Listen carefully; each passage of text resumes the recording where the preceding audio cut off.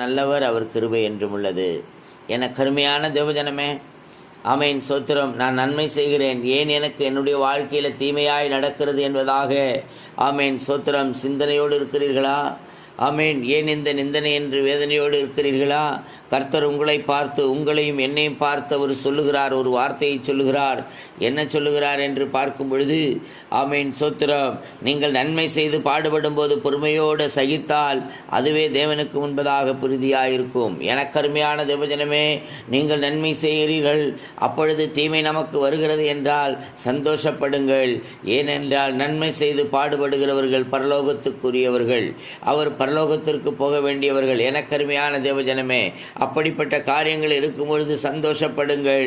கர்த்தர் உங்களை ஆசீர்வதிப்பார். பொறுமையோடு சகித்து கொள்ளுங்கள். கர்த்தர் உங்களோடு இருக்கிறதை உணர முடியும். இயேசு கிறிஸ்துவின் நாமத்தில் ஆமேன்.